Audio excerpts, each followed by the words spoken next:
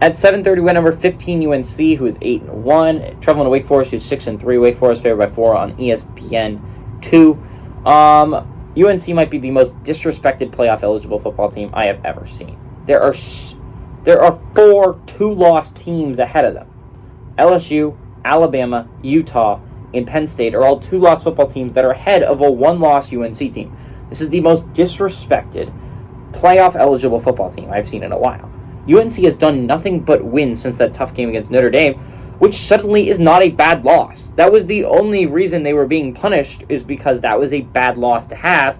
Notre Dame is now a top 20 football team in the college football playoff poll. Why is UNC 15? Why? I can't fathom it. The only reason I could have thought it before is because UNC was being punished for a bad loss against Notre Dame. If we're saying that the loss wasn't bad, then why are we punishing UNC for losing that game? This is a chance to get a big one if you're UNC. I understand Wake Forest is not ranked.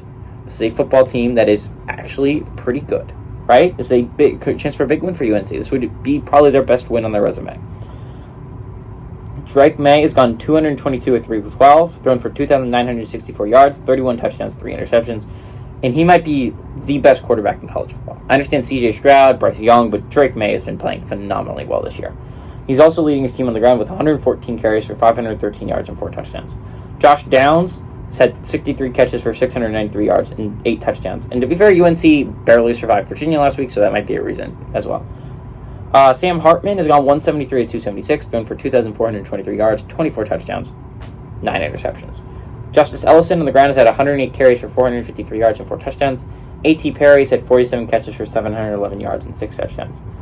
UNC leads the series all time, 71-36. Last 2 games have gone to UNC in 2020 and 2021. 2019 was last time Wake won at home. So I think it's going to be really interesting. Is both these teams are coming off different weeks.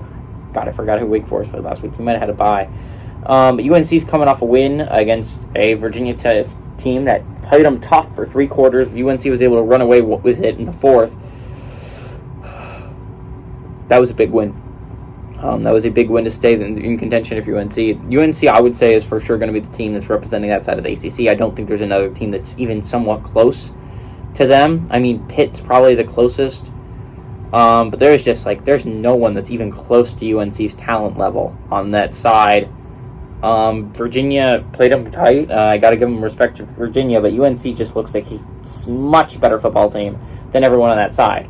Unfortunately for UNC, you're playing someone on the other side. And that is a good side. That is a side with a lot of good football teams in it, which is kind of insane to me that I thought it was going to be pretty weak outside of Clemson, NC State, and Wake Forest, but Florida State has turned out to be a big surprise to be good this year. Syracuse is good. Louisville is playing well. I mean, there's just like everyone on that side is playing some good football. I mean, outside of Boston College. But I think this game is the possibility of being really interesting.